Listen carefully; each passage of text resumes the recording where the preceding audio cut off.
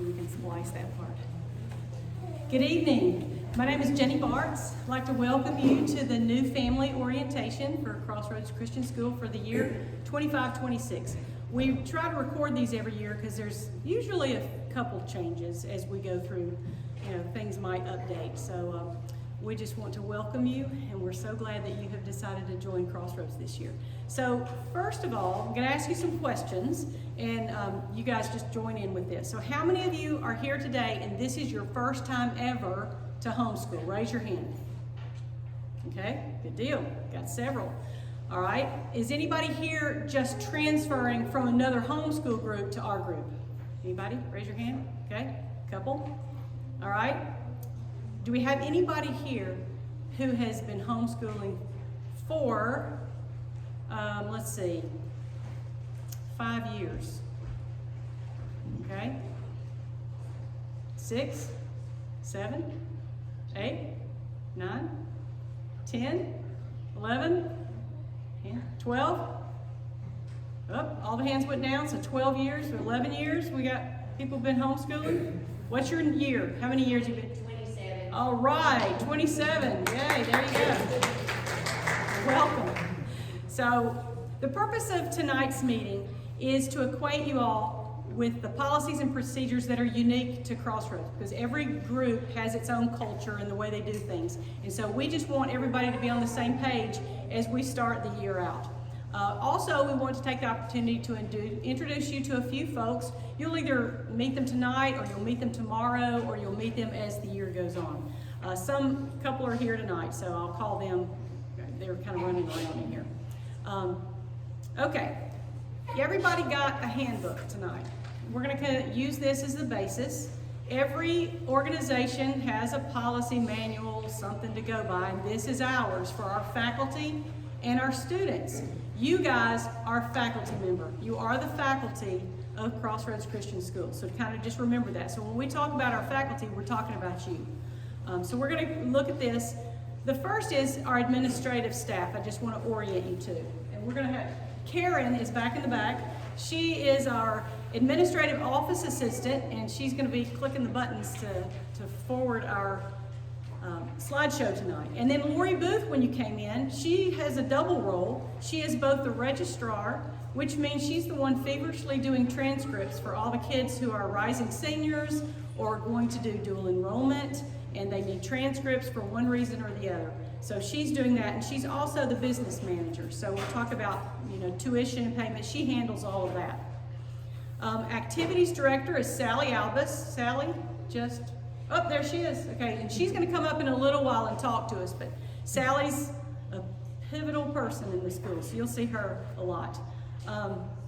She also has a team. When you come up, I'll let you talk about your team, okay? Then we have, Sally is also our Key Club advisor. We have Key Club and Builders Club. So the Key Club is for 9th through 12th graders, and Builders Club is 6th through 8th graders. Those are service leadership programs that are leadership and character building programs sponsored by Kiwanis. And our local Kiwanis is the Kiwanis Club, St. Clair County West. And so those are clubs that have been functioning a long time in our school. And we've got a really good, healthy group. I think over 100 students last year, right at 100? Yeah, 100 students involved, and it's very active, and it's a great opportunity for them to be involved in service projects and things, so that's exciting. And the Builders Club, the advisor for that is Jessica Guyton. And then we have our Friday co-op. I contacted one of the leaders of the co-op, and I said, okay, I have a challenge for today. I want you to give me one sentence to say what co-op is. And this was her sentence. Pretty good. Co-op is a parent-led group that offers academic enrichment, encouragement, and community support for Crossroads families homeschooling their children. So that's a good summation of what co-op is. And a lot of times people get confused between co-op and our church school. So as you know, in the state of Alabama, we talked about a little bit, and when you interviewed, there is no homeschool law in Alabama. So there's ways that you can do it legally. One is you can be in a church school. So you guys are in a church school, which is a ministry of this church. And so that's one of the ways you do that. So the co-op is an activity that we offer, just like a lot of the other things that we offer. And it happens to be something that people will get together on Fridays from 9 to 12, and there are 3 different class periods that are offered. And so that's something, we have about 267 families in our group. And I would say around 150 choose to participate in that. So some participate and some don't, but it's an enrichment time where the kids get together and the classes are totally determined according to what a parent might decide that they want to teach. So most of them are moms, but we do have some dads who will come up and teach some classes as well. A lot of dads have been involved in one way or the other. So that's co-op, and the board for that one is Patrice Bauman. She's going to get up tomorrow during the main faculty meeting and speak, because they're doing the sign-ups in a different location in the building, and so she's going to talk about that and the changes tomorrow. And then Lindsay Dixon, Crystal Jordan, and Julie Turner, so those are they're on the team. And then our CRCS board, I'm on the board as the administrator. My husband, Eric Bartz, Brandon and Melody Ellis, Phil and Debbie Rich, Rachel Wheelis, Nancy and Dwayne Pritchett, and our elder is Greg McGinnis. And then not listed in the handbook are some people you might want to know. One is we have a yearbook that we put out every year. We have a yearbook team that works really hard during the year to create a wonderful memento, a beautiful color yearbook. And we have a team that does that. So Trinity Whitfield and I are the advisors for that. And you'll find information tomorrow. We'll talk about that, as well as there'll be a table where you can talk to some kids that are involved in it, if you have a student 9th grade and up that's interested. The Fine Arts team is led by none other than Karen Cunningham in the back. I gave her the same job, and we kind of, it's hard to define fine arts because it is a pretty broad thing. But basically, it's a team of leaders who plan activities throughout the year for 1st through 12th graders. We have choir, drama, and art opportunities that happen all year long. So in our school, the way it happens is they're broken down into parts of the year. So the first half of the year, the junior high and the high school kids can participate in choir, while the elementary students would be involved in a drama, a play that they're doing. Second half of the year, we flip it. The elementary kids are involved in choir, and the junior high and high school do a play. So that's the way it's broken down. And then throughout the year, you'll find in your newsletter different art activities. There might be something where the kids could draw to create the cover for one of the plays, or some kind of art activity. So keep a watch out for those as the year goes on. All of these people that I've just mentioned are going to have tables tomorrow. So when you come to the meeting tomorrow morning at Bethel down the road at 10 o'clock, I encourage you to come early. Don't come at 10 o'clock, come much earlier, because all of these people are going to have tables set up, and you can go to the table and talk to them about the Fine Arts program, or you can talk to them about Key Club and Builders Club and Yearbook. We're going to have students there that will actually talk to your students about those things. So it's a fun time to come early, get and talk to the people who are there. Something to remember is that we are all facilitators. We don't do everything for you. All staff and activity leaders do their job, and most all of them are homeschooling their kids as well. Sally has one who will be graduating in a couple years, so she's put all of her kids through. And mine have all graduated, but we are still here. Their families come first. They're quick to answer your questions, but just remember, they're probably in the middle of homeschooling their kids at the time you might be asking the question. So give them some time, give them some grace to answer and get back with you. The office hours for the Crossroads office across the street in the back building where you interviewed, our office is right when you go in there, across from the bathrooms. We are there Tuesday and Thursday from 9 to 3 year round. Okay? But we answer emails at very odd times. So feel free to email us. There are different emails. There's an office email that would go to me. Records email is going to go to Karen.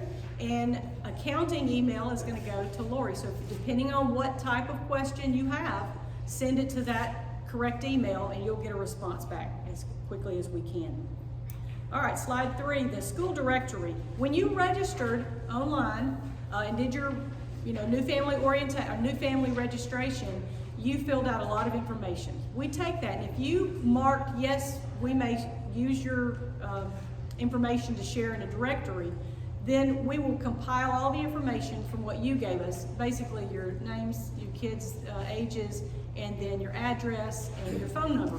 And there will be a point somewhere in probably September, early October, where an email will come out on the This Week's News that says, hey, here's the code. If you want to download a directory for your personal use only, because you're going to meet a lot of people here and you may go, what was that name? How do I get in touch with that person who did such and such? Then you'll have the directory where you can look at that and contact them. It will be available for a limited time, and then that code will go away. Okay? So just make sure that you get it when you need it, and then contact me later in the year if you forgot. Okay. A little bit of history of Crossroads Christian School. We began back in 1989-90 school year with 8 families. So from 8 to 267, quite a growth. It's been a lot of years. We have graduated over 1,300 students at this point. And we have somewhere a little over 550, between 550, 600 students. But the funny thing is, we're a ministry of the church, and nobody would ever know that we have that many students in our school because we are never all together at the same time. So it never feels like we're that large, unless you're here on Friday. And that's our crazy day. I say that it's controlled chaos. And I see Anne Marie, she went to school here, she remembers the chaos. And so it's fun chaos, but it's controlled chaos and a lot of fun. But it's a busy time. Okay, the leaders at that time of Community Presbyterian Church asked that the group be a Christian group. That's why you had to fill out a pastor's questionnaire. You had to send it to your pastor. So we require you to sign a statement of doctrinal beliefs and verify that you are indeed a member of a Christian church. Since the statement of beliefs are Christian and not exclusively Presbyterian, we do indeed have a lot of variation in denominations represented within the school. However, we do all believe in the same God and His Son, Jesus Christ, as our Savior and Lord. And we have a common bond of fellowship. We are united in Christ, and we celebrate that unity and not our differences. We are gospel-centered and believe that the Bible is the inspired, infallible, and authoritative word without error in the original writings. So that was one of the things that you checked when you joined, and you read those things at the end, which I know you did read all of those and checked them and said yes to them. That's what you were saying. So those are important to remember. All right, the next few slides, parental requirements. And in your booklet on pages 5 and 6, the parental requirements are listed there of your handbook. This is what you agreed to do as a faculty member of Crossroads. And we ask that you review these requirements each year just to refresh your memory. It's hard for me to remember all of these things, and I've been here for 30 years, long time. So make sure you're reading those. Registration at Crossroads assumes that you have read and agree with these requirements. Please understand that the education of your children is your responsibility. All Crossroads does is provide you a legal means to do that. So, something to remember. We can only do our job if you do your job. So make sure that you're doing what you need to do. So let's look at these parental requirements from the handbook. When you registered, one of the last things you checked was a box that said you had read the handbook and agreed to follow what's in it. From grades to dress codes, just like any organization, we have a processes and policies that we ask you to follow, and here are some of them. On pages 5 through 6, there's some different things. One is there's 170 days in our school year. It is important that you keep a daily attendance. That's actually the only legal requirement for the state, is that you have attendance. We have more requirements, but for the state, that's the most important one that they're looking for. So when we say that there's 170 days, you are free. We put a start date, which is Monday, the 11th, and we put an end date, which is a date in May that I'm not grabbing at the top of my head right now. But there's an end date, okay? There's way over 170 days of school in there. You get to choose how you want to do your 170 days. And sometimes people will say, can we do year round? Yes. Or 9 months? Yes. You get to choose how you want to do it. If you're going to do year round, do let us know that, because we know that your grades are going to be a little wonky in how they're being turned in. Actually, they'll be turned in quicker than the normal. But let us know if that's what you're going to be doing. But you get your 170 days in. We have families who go, it is so hot here in July. We want to do school in July, and we'll take off a couple weeks in October when it's nice. That's fine. You just want to make sure that your school records reflect the 170 days that are accounted for when you did those. Okay, the second is parents must keep daily records of subject matters covered. First-year homeschool parents with Crossroads must turn in copies of these lesson plans that we'll talk about. So those are going to be important to do. And then you're going to need to submit grades online on time quarterly at the end of each quarter. Parents, that's number 3. Parents must submit those grades, and we're going to talk about those in detail in a minute. And then faculty meetings, slide 6 and 7. Faculty meetings are October, January, and March. And you can see up there, if you go to when you're at home and you want to know what were all those dates, what's the calendar, on the newsletter, one of the first graphics is this real pretty little graphic that I made that has the whole year's dates. So everything you need is going to be at the beginning of every newsletter, where you can go back to August for sure, it'll be there, so you can look at those. But those are going to be the dates. They're held in Moody and Pell City. Moody on Monday nights here in the sanctuary. On Tuesday nights, Eden Westside Baptist Church in Pell City. And we give directions in the newsletter. It's really easy to look those up and find the churches. You may attend either meeting, whichever works best for your schedule. It may be the date that's the best for you, or it might be the location that's best for you. Pick one of them and come to one meeting on each of those months, okay? And remember that these meetings are mandatory, okay?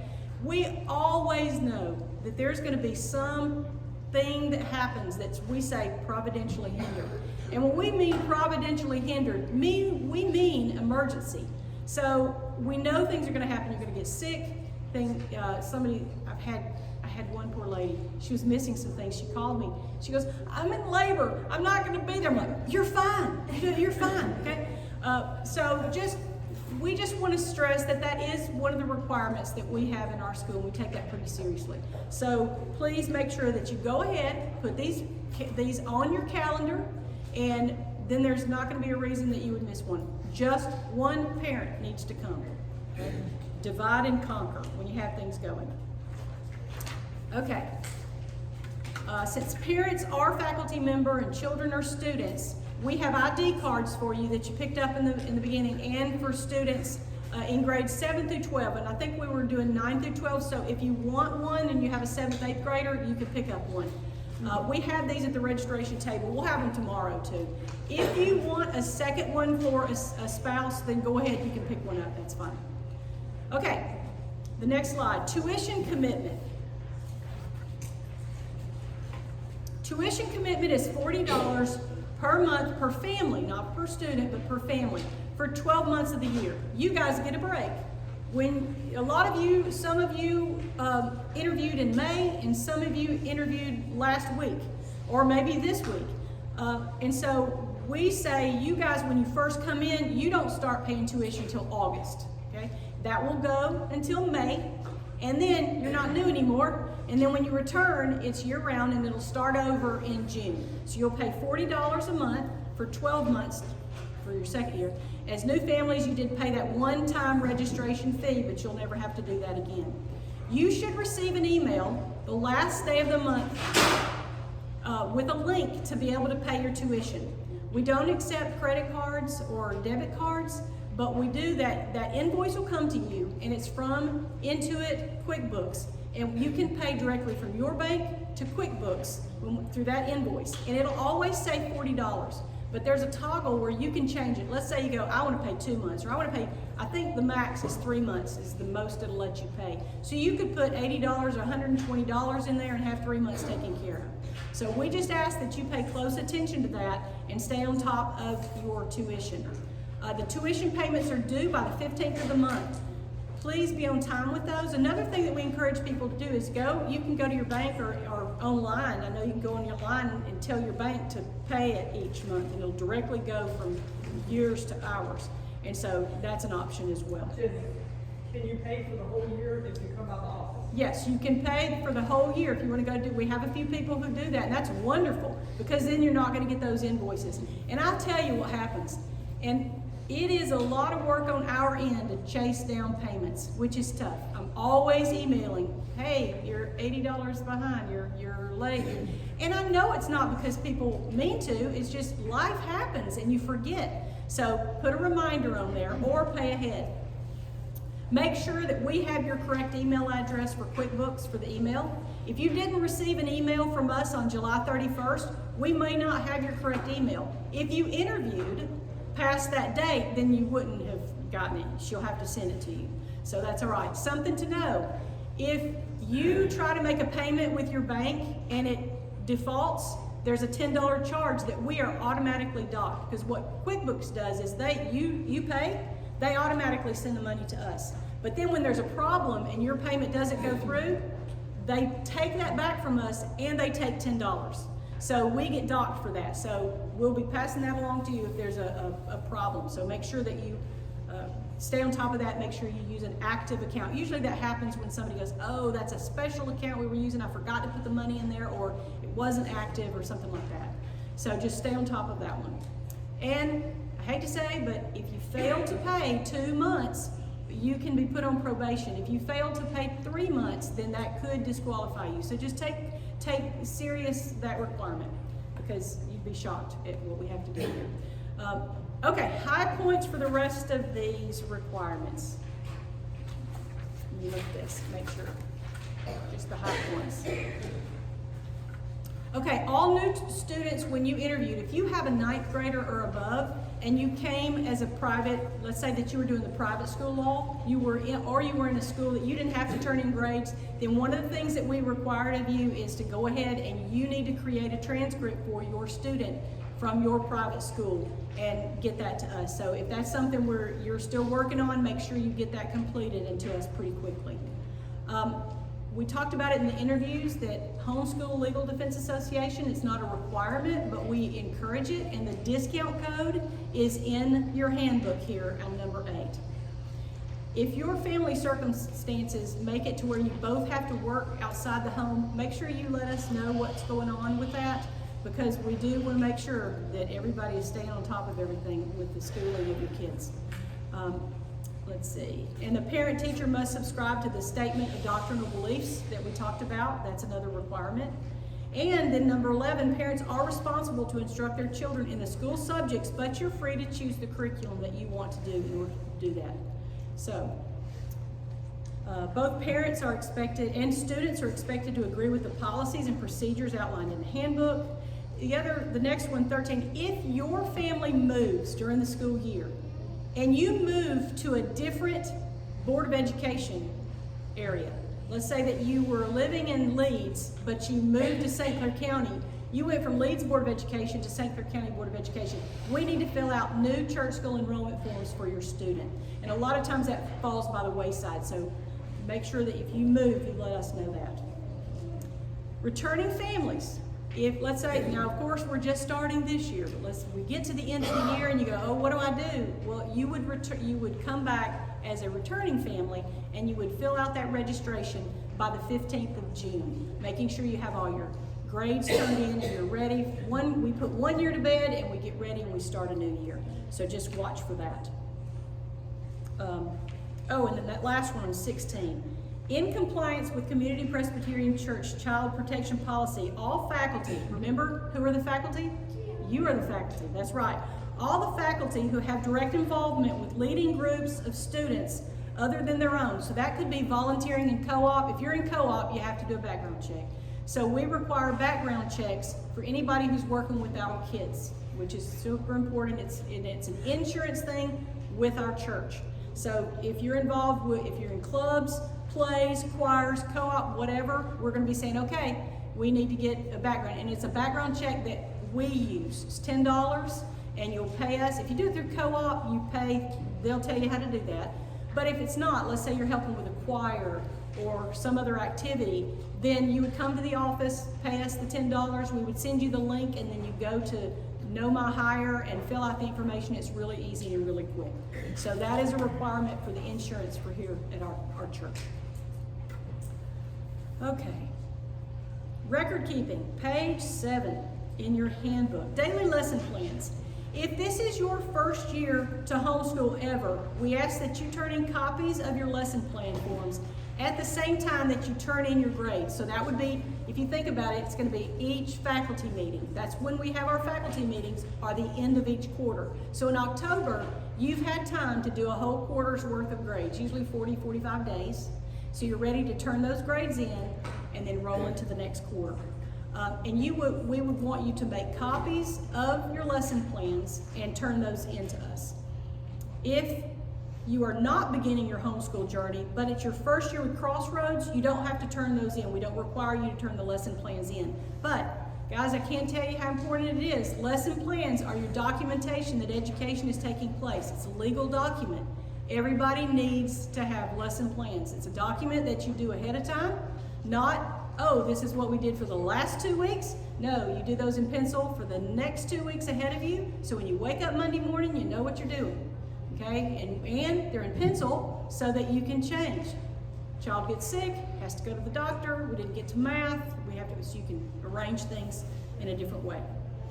If you use a curriculum that provides lesson plans, like a DVD school or a Becca or My Father's World, Sunlight, something that they send you lesson plans, you do not need to make copies of all those. So what you would do is when you fill out your grades, there's going to be a comment section. So write, we're using a Becca, lesson plans included. Okay, so then because we know those lesson plans. We're not trying to micromanage, we're just kind of keeping watch and seeing if there's anything that we need to say, hey, make sure you're staying on this or working with this, or if you want to come to us with anything. Okay.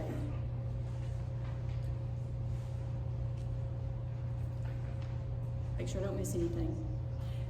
When you make those copies, just be mindful. We've had people make copies on 11 by 13. I don't have a place, I don't have a drawer big enough for that. Okay? So just make copies and give those to us. And we have had people who will digitize them, make them digital, and send them.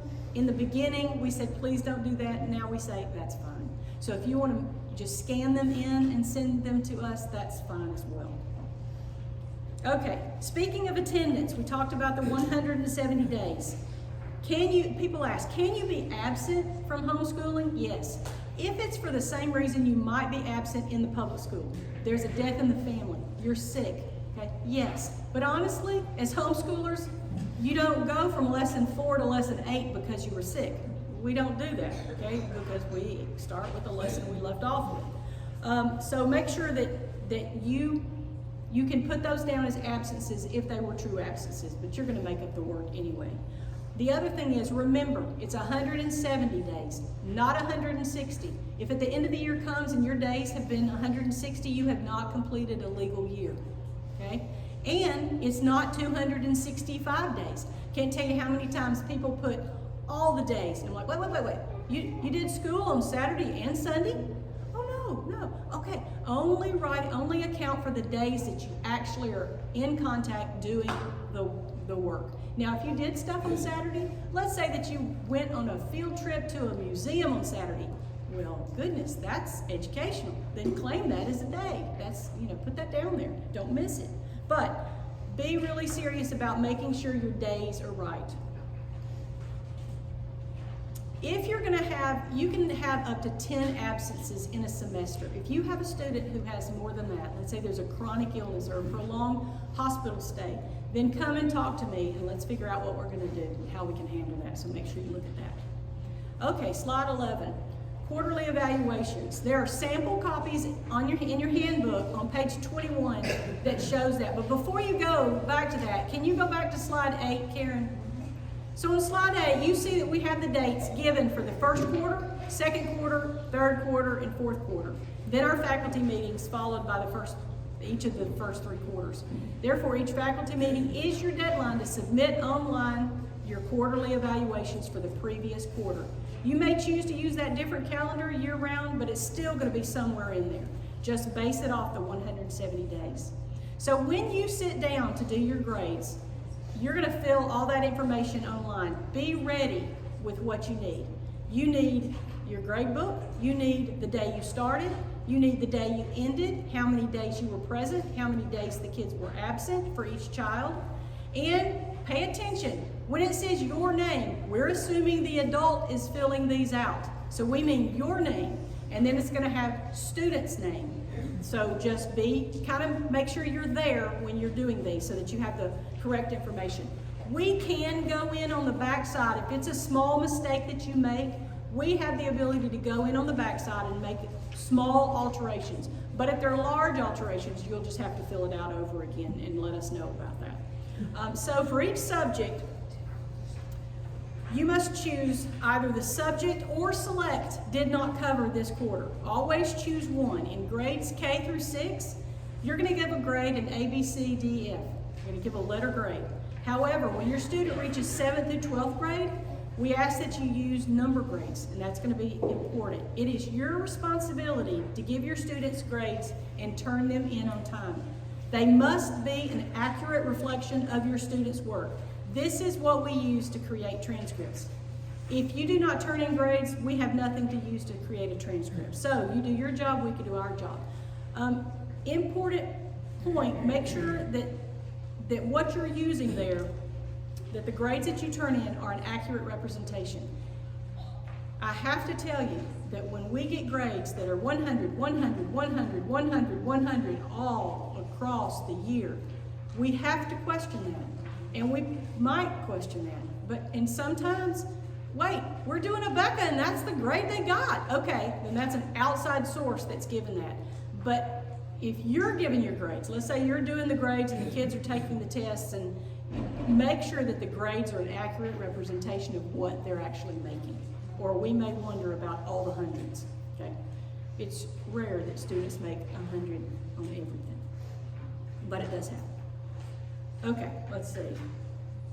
In the area titled Evaluation and Comments, when you're doing those grades, you're gonna put any comments that might be important. First, for historical reasons. Maybe you did field trips that time, or maybe there was something important that you want to remember about that time. Put it down there, because if this is one of your children and another child's coming up, then you'll be able to look there and say, oh, that's what we did. That's what we counted there. But it's also super important if your child is doing dual enrollment, if your student's doing dual enrollment at Jeff State or one of the other schools, write that in the evaluation comments, because if it says Math 100, we may not know that that's a dual enrollment class. Or if it says World History, Western Civilizations, and we don't know that they're doing dual enrollment, then that's not going to get marked as a dual enrollment class. So make sure you do that. Okay. Slide 12 and 13, the end of the year summary report. So you're going to do quarter 1, quarter 2, quarter 3, quarter 4. A lot of times people get hung up on this quarter 4, because then we turn around and ask you to do an end of the year. A lot of times they'll do quarter 1, 2, 3 and just jump to this end one. But to understand what the end of the year form is, it is a compilation of these 4. So for elementary students, you are going to average all of them and come up with the grades. If it's the high school, 7th through 12th, you're going to do 1 and 2, 3 and 4, average them in semesters, and then you're going to give the grades on the end of the year form. So there's an elementary and secondary. And why this is so important is you are the one giving your students the credits, and you are the one advancing them and promoting them to the next year. Okay? That's the document that does that. So I know a lot of times people are like, what is wrong with these people? I gave them quarter 1, 2, and 3, and 4. Can't they figure out what I've done? Okay, that's not our job to figure, okay? Yes, it is when we do transcripts, but guess what form we use when we create the transcripts? It's the end of the year form, because it will reflect everything you've told us you've done. Okay? So we don't go back and print 1, 2, and 3, 4. We're trusting that what you did on the end of the year is a reflection of what you've done throughout the year. Does that make sense? Okay. Okay, totally went off script on that one. At the end of the year, when you do that, it is due by June 15th. So make sure that that's turned in. Now, we also know that sometimes there's a student who needs a little more time in doing a subject. You just let us know that, and we know that your grades are going to be delayed a few weeks. But they need to be done by July. We can't start another year if you haven't finished the year before. So if you're going to be a little bit late, you'll tell Karen that. She'll know that, and we'll have that in the records. The problem is when we're still waiting on grades, and we're having the new family orientation and the faculty meetings. That's a problem. So make sure you turn those in. Something also, when you do those quarterly reports and you do the end of the year, you're going to get an email back to the email that you put down when you put the information. You're going to get an email. Make sure you open it and print those grades. You'll need quarter 1, 2, 3, and 4 in order to do the end of the year, right?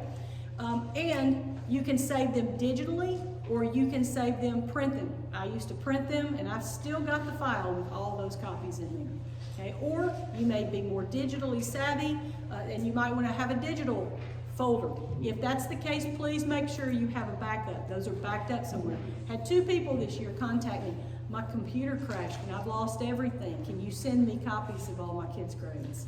And we are able to do that, but that's a lot. So make sure you have them backed up in some way. Okay, transcript requests, slide 14. When you ask for a transcript, the way that you do that is on our website under records, there's a transcript request. You don't email the office and say, hey, can I get a transcript? Okay, because we have a lot of emails coming in the office and we'll lose that. So go, and then we have the paper trail. Send that in for whatever reason. We do not create transcripts until they are needed. Okay? And they're not needed until usually in high school, where they're doing honors or they're doing dual enrollment, or there's some reason that a transcript's needed. That's when we pull records and we create the transcripts. When you need those, plan on giving us 2 weeks. So if you have a student that wants to do dual enrollment, don't wait for 2 weeks before the deadline to ask for that. Lori has been so swamped. It's like everybody in the world is doing dual enrollment this coming fall. And she has been trying to get the seniors out and the 11th graders who are now seniors up, and it's been crazy. So if you ask for it now, it takes 2 weeks. If you ask us in October, she can probably do it in a day. But depending on when asked, make sure that you do. And when you do that, make sure you have all your grades turned in. Often we'll have somebody ask for a transcript, and we go, be glad to as soon as you get your grades turned in. So have those turned in. Records are kept in we have a Dropbox account. And so we have them physically in files across the street, but we have them digitally in Dropbox, which is protected and saved in multiple countries around the world. So in case there was a fire or something like that, we do have those protected. We ask you to keep copies of your church school enrollment form. When you interviewed, you got copies of the church school enrollment form. Keep those safe. That's your legal document showing that you're legally homeschooling in the state of Alabama. Keep copies of transcripts and diplomas for future use. When your student gets a diploma, they walk across the stage and you give them their diploma. That's the only one that exists. So make sure you make a copy. Often we'll have somebody contact us and say, hey, can I get a copy of my diploma? And we're like, the only one we had, your parent gave you at graduation. So make copies of those. All right, testing. On page 8 of the handbook. Testing, we don't require testing at Crossroads, standardized testing. It's not a requirement, but we do offer it in the spring for some of the older grades. Generally, now we're doing 4th grade through 12th grade. So if you'd like to do that on your own, you can do that. I usually start advertising in January, some alternate places to do those standardized testing online if you don't want to do them with us. So that's just something that if you'd like to do. And then in your handbook is information on if you've got a student who's getting ready to go to college, they're taking the ACT. They can start that as early as the 10th grade. Very important on page 8, if you have a high school student, if you do any of the testing on ACT or SAT, please make sure you use our code that's listed there, 011846, because remember, you are not a homeschooler. So when you sign up for a testing, you are in a church school, Crossroads Christian School. We have a code. And you do that, then I have access to your students' test scores. And then those are put on the back of the transcript, and you don't have to keep paying to have them sent somewhere. So that's important. So there's some information you guys can continue looking at later there. Then graduation requirements. That's listed on page 8 through 13 in the handbook. All of the information about graduation and high school, I go over in detail in a seminar called Homeschooling Through High School, and we're actually going to be doing that this next week, August 12th at 1 o'clock. And I'd love, if you have a high schooler, 8th grader up, we always say you need to come to this at least one time. during your high school career with your students. So we'd love for you to do that. If you can't come to it, there is a recording of it on our website under media and videos, so you can watch that. And then we're also going to be doing a Getting Your Homeschooled Student to College on September 11th. So tomorrow at the high school orientation meeting, I'll be going over the difference between our diploma and the Alabama high school diploma. As a church school, we do not have to follow the Alabama state law. We don't want to do that. However, we do feel it's important for families to know the difference in the state requirement in case their student is thinking of returning to high school before they graduate. Okay, curriculum on pages 11 and 12. We leave the curriculum choices up to you, up to the parent. But just remember, virtual public school is not homeschooling.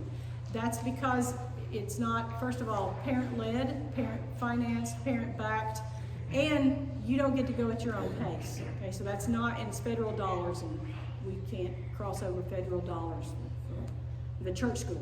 So, virtual school is not homeschooling.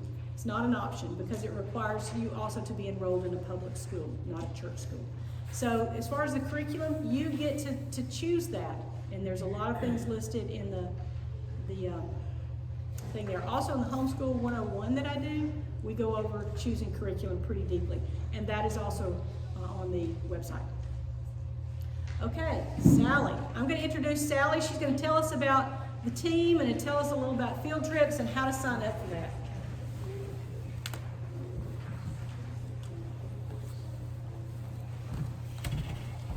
Good evening.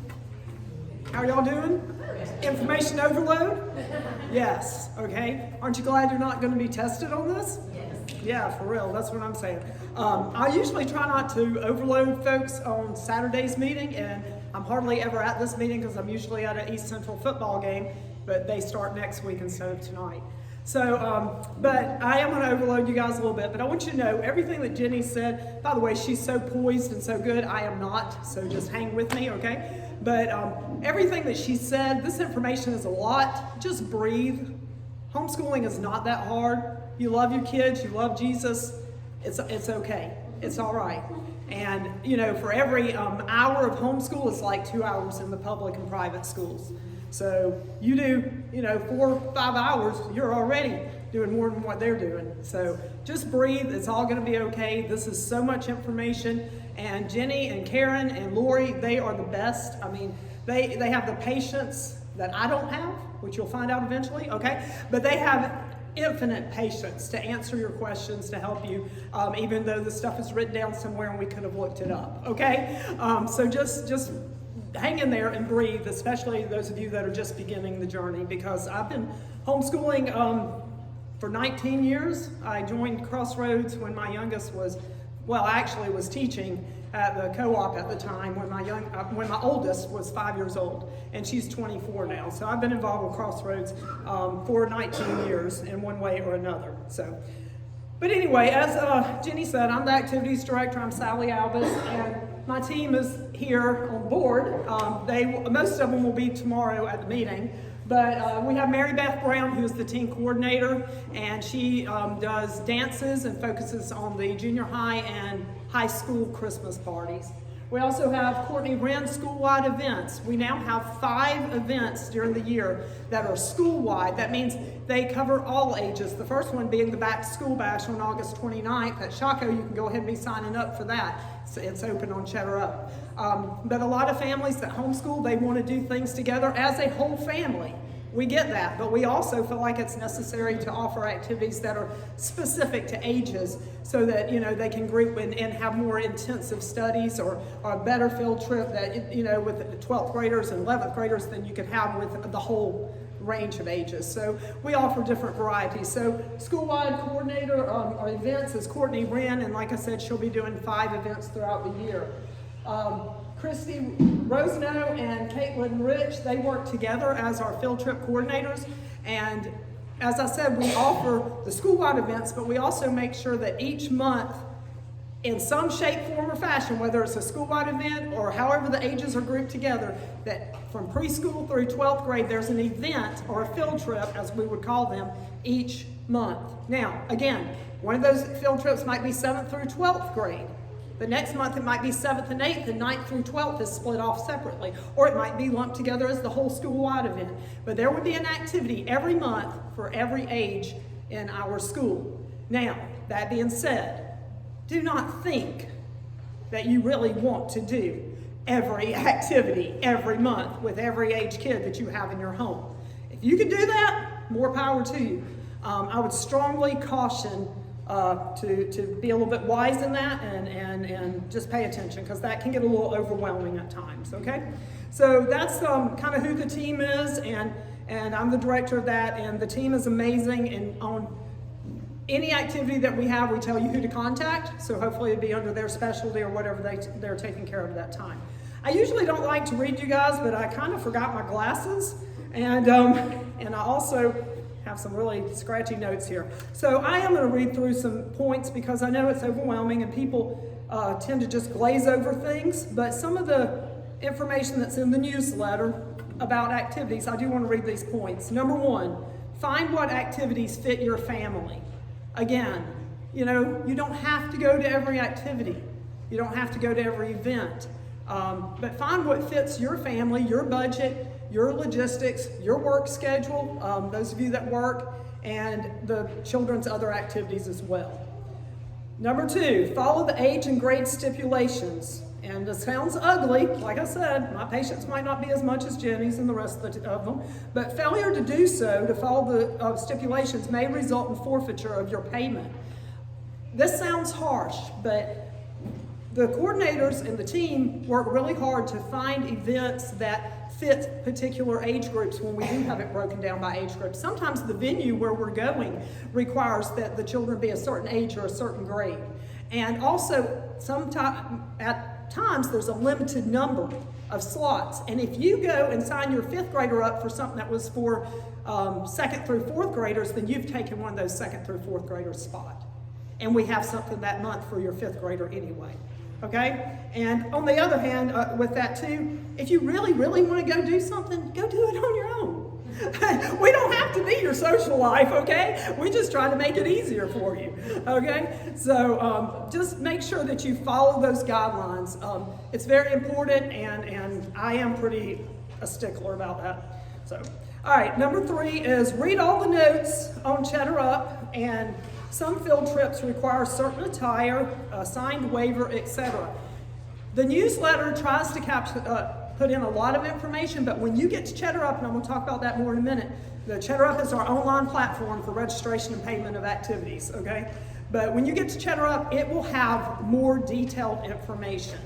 And then also you'll get an email later from whichever of our team is in charge of that event that will explain even more information. But just make sure you read it. If you have any questions, again, contact me or contact one of the team. But read the notes, which is exhausting sometimes, but read the notes, okay? Number 4, know that the Crossroads dress and behavior guidelines as noted in the school handbook also apply to field trips. Parents, guardians, you are responsible for your children.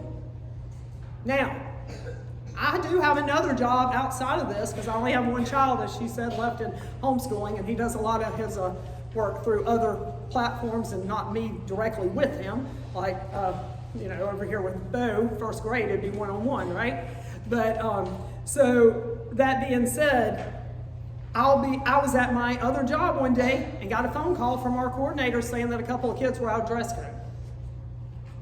A couple of the teens. I had to call the parents. Because parents, you guys are responsible for how your child is dressed. And it's not asking you to do anything that a company wouldn't ask for, a uniform or what have you, okay? So if they want to dress one way and you're okay with it at your home or out in the mall or whatever, that's one thing. But on our field trips, they need to follow our guideline, okay? Number 5, please know that we endeavor to locate enriching, educational, and enjoyable activities. However, we cannot always know from which perspective or philosophical background a topic may be presented. We encourage you to always discuss with your students what they have learned. Again, you're homeschooling, you're right there with them. It's your opportunity to influence them and guide them towards Christ and to guide them towards, you know, a biblically based curriculum and lifestyle and viewpoint. So we try our best, but we don't know what's going to come out of all the mouths of these tour guides. We have no clue. Okay, so discuss with your kids what they learned, especially your teenagers who may be going on an activity without you. Our older kids are allowed to do that at times. Okay, our preferred method of payment on Cheddar Up is e-check. However, if you choose to pay the school office by cash or check, you still must register via Cheddar Up. Honor your commitment to pay and please do so promptly. Payment must be received no later than 2 weeks prior to the scheduled activity. This is complicated, okay? That doesn't sound complicated, but let's walk through this. You click on the big cheese, okay, on our the emails and stuff that Jenny sends out, and in our newsletter and website, you click on the big cheese, and it's going to take you to Cheddar Up, our online platform. Right now, there are currently 2 collections. Most of all of the activities and a few other things are in the activities collection that you would click on to get to activities. If you're trying to buy a school t-shirt, sign up for Key Club, buy a yearbook, plays, and choir, those are on the other collection, but they're titled, so so with activities, you would click on the activities collection and it would pull up lots of information. In fact, it's all ready to go for tomorrow. I proofread it 3 times. There's probably still a mistake. And I'll be turning all those on for y'all to see tomorrow, okay? So click on that, and then when you go, you put in your cart what items you want to do, and you answer all the questions that go with it. Now here's the catch. If you're paying with credit card and you're paying the whole thing right then, that's great. There is a fee, like 3.5%, and then another minimal fee on top of that. E-check is what we prefer. It also has a fee. It's a 95-cent fee. Guess what? Stamps are 73 cents right now. So if you wanted to mail in a stamped envelope, use a stamped envelope to mail in your payment and your check, that's going to be almost 95 cents. So e-check is a very convenient, easy way, minimal fee. Also cash or check, you can bring that by the office. Now, we want the stuff. We cannot split up the information that is in one cart. Say you put 7 items, 7 field trips in that cart and you go to check out. And the first event is happening August 29th. So 2 weeks before, y'all do your math. What is that, guys? Class participation? August 15th. So what happens, we can't split that cart up. So every bit of what you put in that cart would be due that amount of money by August 15th, 2 weeks before the first thing. So how do you get around that? Do multiple transactions. It's not that difficult, okay? And then you're registered, you don't miss the opportunity, because some of these have limited, quantity available. Few, but some do. And also you may forget. So go ahead and just say, hey, I think I'm not gonna have that much money yet. Because believe me, I know how that goes, okay?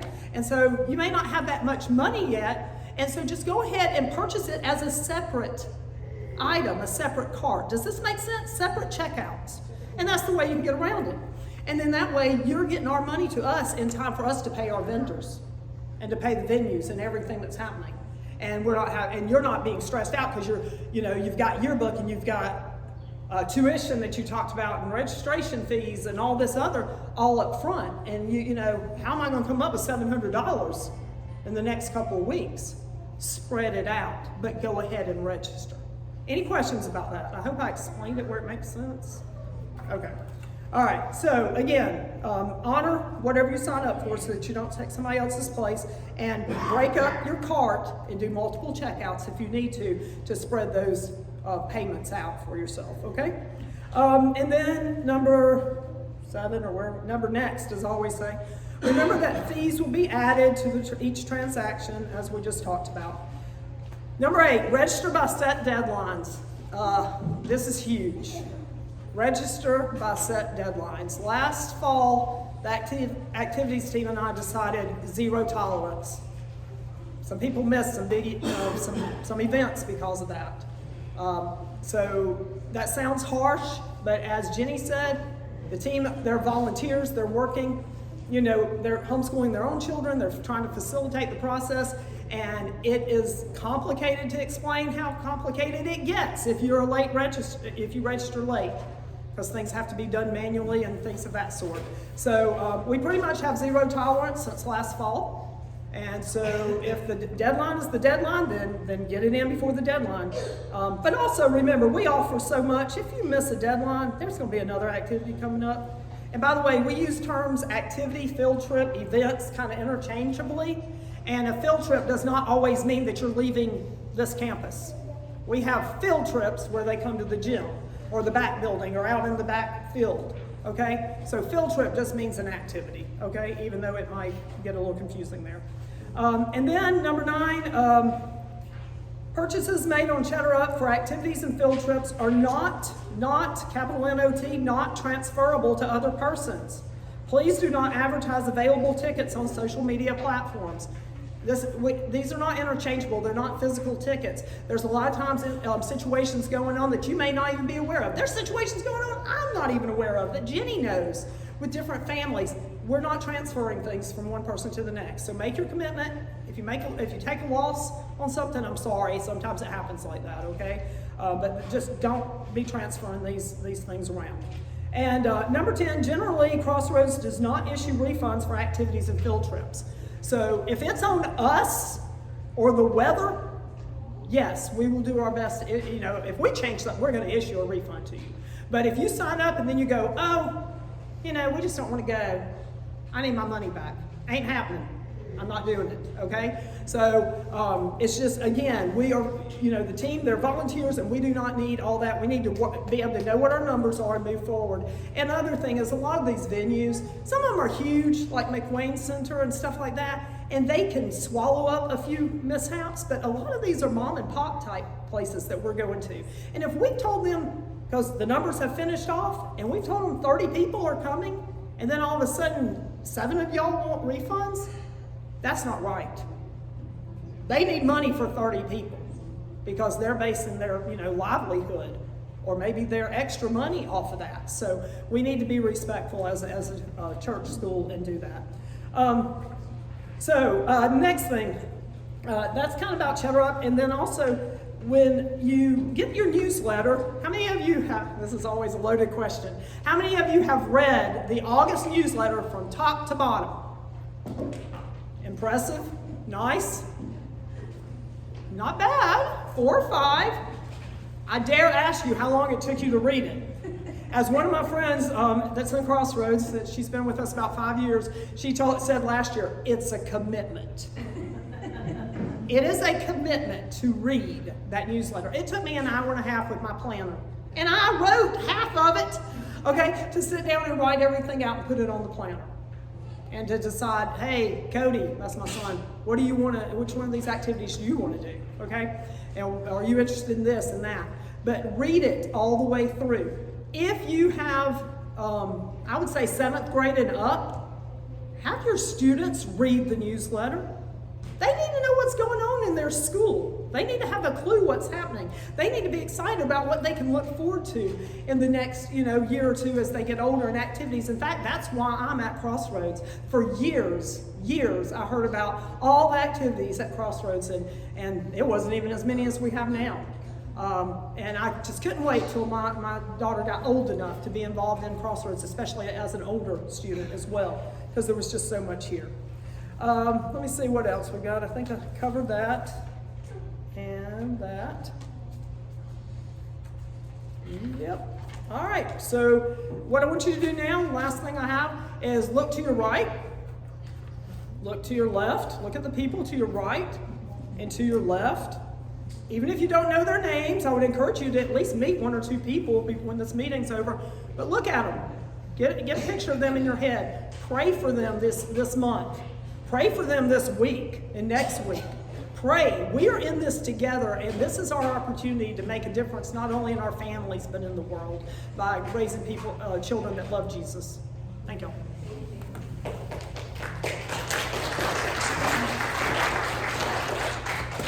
Thanks, Sally. Okay.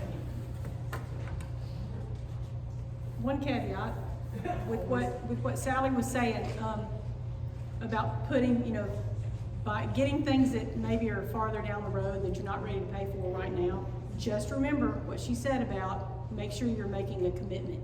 Do not make sure that you're planning on paying for whatever you put in there. Because I know there were a few situations where somebody kind of projected, oh, I'm going to do this and this and this and this, and then decide, oh, we'll just do this and this, and then they just let that sit because they put cash, and then they didn't do anything with it, but it was a slot taken that somebody else couldn't fit. And I will pursue you for that money because they owe the vendor that money. Okay? Yeah, yeah. And then the other thing is, last year we started, if you look at our website, under current events, or it's one of the bars at the top, you click on it, under current events we have a calendar. So all the activities are already listed on the calendar, and we try to keep that live and updated. So that's something that you can kind of train yourself to look at, and then it'll prompt you of what's coming up. Okay, good job. Co-op classes, slide 22. There we go. So co-op classes are those Friday activities that are enrichment based. They're a lot of fun. Registration for that is going to be Friday, the August 22nd. Now, when Sally came up and was saying, we know that this is a lot of information. Remember, there's a learning curve to anything new. It's pretty steep, and it levels out, I promise you. Co-op's kind of like that. Co-op registration is a commitment. It's like old school. You show up and you're going to the tables of all the teachers and signing up. If you desire to be involved in co-op, make sure you find the information in the newsletter. I'm going to give you a hint on the newsletter because it can be overwhelming. When you first pull it up, if you're on a computer, I'm not sure how it works if it's on a phone, but you scroll and the first thing you see on the side are categories. Things you need to know, activities, candid corner, activities, clubs, and others. So there's categories. If you click on one of those, it'll drop you right to activities. So you don't have to go through everything to get to activities. You don't have to go through that to get to clubs and others. So you can kind of use that as a going forward and backward. Okay, so that Friday, August 22nd, if you go to clubs and others, it's the first thing. Co-op's the first information there. There's quite a lot of information that if you're going to be involved in co-op, make sure you read that in detail. It'll send you to their website where you can print the papers. You can see what classes are going to be offered, and there'll be a paper that you can go ahead and print that will help you to be ready for when you go on the 22nd and you sign up for that. Okay, there's also a Facebook page. We have a Facebook page, Crossroads Christian School Facebook page, and then there's a CRCS co-op. If you're going to be in co-op and you're on Facebook, you want to make sure you join that because that's going to have a lot of information there. Okay, page 14 through 16 in your book. Dress, grooming, and behavior standards. Question everybody asks, why in the world do we need a behavior standard rules at a Christian school? Why does a homeschool need a dress code? Obviously, we do not expect you to follow our dress code when you're at home. But if you're coming to a field trip, an activity, to dance or co-op, we do expect that you, as well as the kids, will follow the dress code that we have. Just like any other organization, they have rules, and we have these rules. And we have people who feel different about things. That's okay. We make no judgments in what choices people make. But I know that the fashion culture right now does not make it easy for students to dress modestly. Okay, so it's kind of stacked against us already. So one of the things I always told my kids when they were growing up, had a family that's really close to us, the Morgans, and they say, well, Miss Laura Morgan allows her kids to do that. And I'm like, do I look like Laura Morgan? And so it's sort of like every family has different ways that they do things. And the same thing with dressing, but we want to make sure that we're all on the same page. Please read these with your children before your child, and make sure you know what they are, your student knows what they are, and you know what they're dressing like before they ever go to an event. So let's look at these really quick. And I want to start out with, on page 14, 3 verses. Romans 12:1-2, I urge you therefore, brothers, by the mercies of God, to present your bodies a living and holy sacrifice, acceptable to God, which is your spiritual service of worship. And do not be conformed to this world, but be transformed by the renewing of your mind, that you may prove what the will of God is, which is good, acceptable, and perfect. And then Ephesians 4:29, let no unwholesome word proceed from your mouth, but only such a word as is good for edification according to the need of the moment, that it may give grace to those who hear. And then Colossians 3:17. Whatever you do, in word or deed, do all in the name of the Lord Jesus. And I will guarantee you, I would not have to read one more word in this booklet and just say that if we follow those 3 things, we won't have any issues. But we do need to kind of know what's on the table. So anytime you see something like this, when you see a rule, unfortunately, you can be guaranteed that something like this has happened and therefore rules had to be made. Okay? So some of these sound like, why would you have to have that for a Christian school? Because this is what I tell people. Often people go, oh, we're going to go to Crossroads because that's a Christian homeschool group. And I go, yeah, we have kids with hearts. And hearts, we're sinners, you know. We're sinners. The adults, we're sinners. Our kids are sinners. We give grace. And so it's not like we're a perfect place or anything. So we do have these. So if you look at 15, speech and behavior, students and faculty of Crossroads Christian School should seek to glorify God and build up one another through their conversation. Therefore, and then there's going to be a list of all the things that our students should not do. Tomorrow we're going to go over with the high schoolers a little more depth. We'll do this handbook a little bit more. But for you guys, I want you to make sure that you just read it with your student.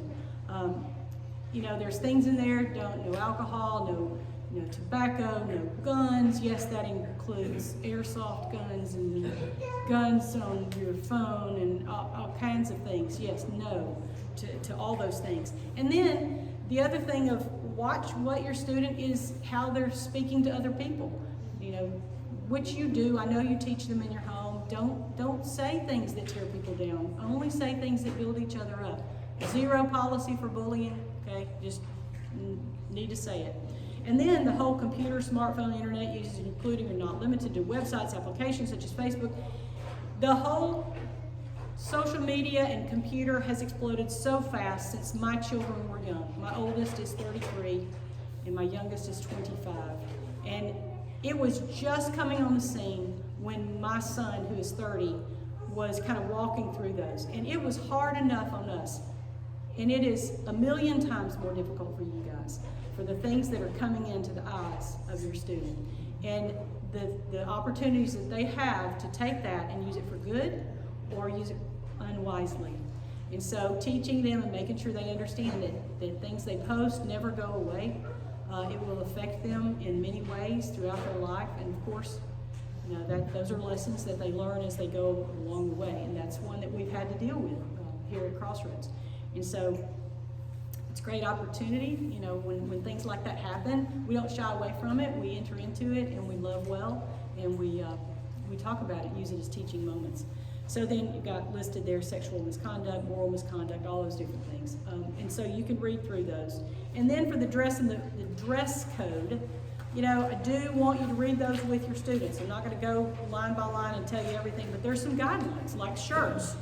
We don't wear, you know, spaghetti straps, no spaghetti strap or strapless, or tank styles with oversized holes, and we don't wear the tight things with rear end showing. So just be wise, because now things have become so okay that it's hard to differentiate, and it's really hard. We don't like to be the police. We hate being the police. Like, had a field trip, but we will enter in those places because everybody knows what the rules are. Shorts should be fingertip length.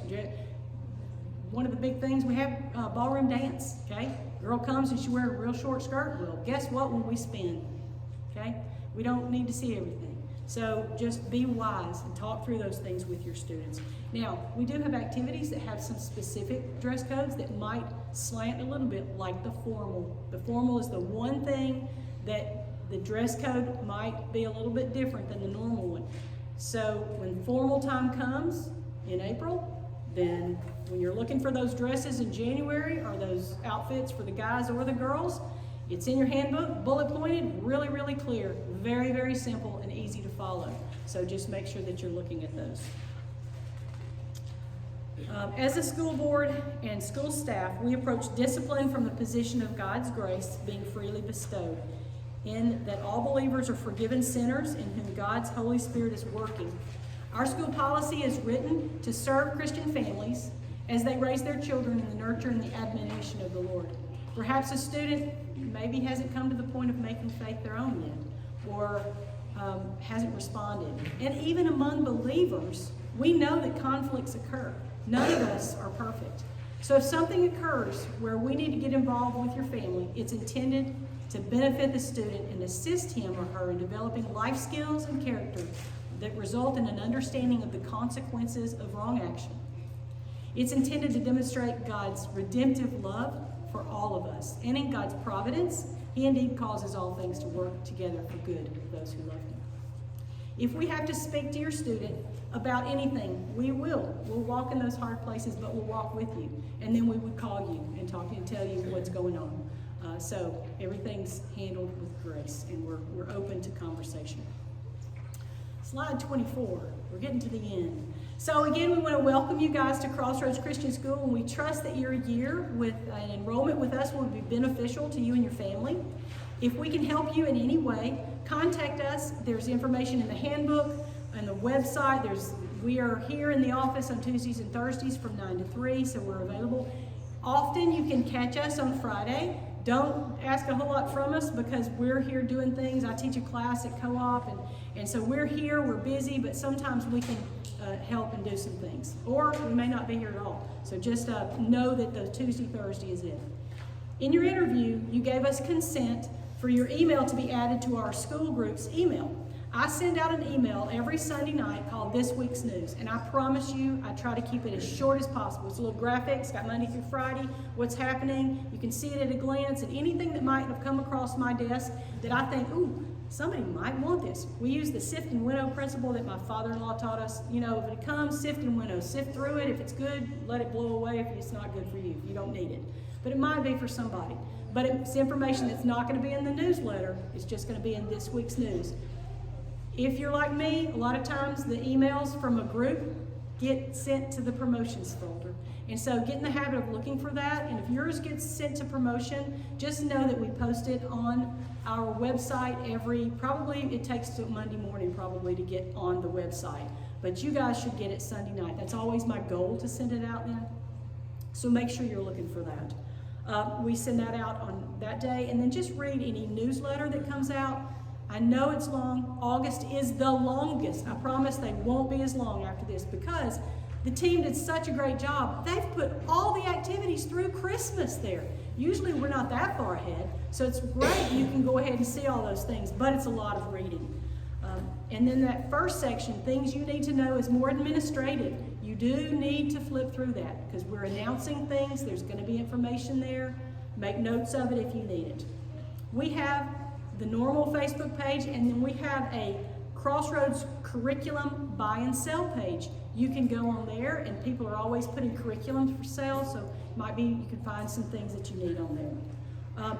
But with Facebook, please don't use Facebook as a means to ask us questions.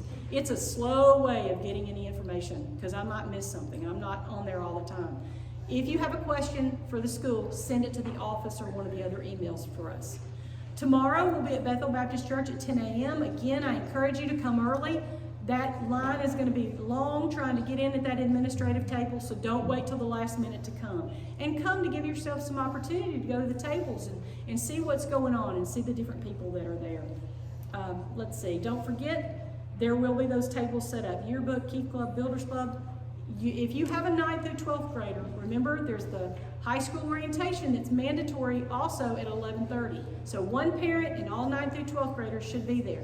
And we'll be talking, and so they'll probably come with you to the 10 o'clock meeting, which is really great because there will be a lot of Crossroads kids there manning those tables. The yearbook kids, the Key Club, Builders Club, they're going to be there, and they would love to talk to you about things that they're involved in. All right, guys, thanks for coming, and I'll be here afterwards. Sally will be here. The ladies are in the front, so if you have any questions, don't hesitate to come and ask us.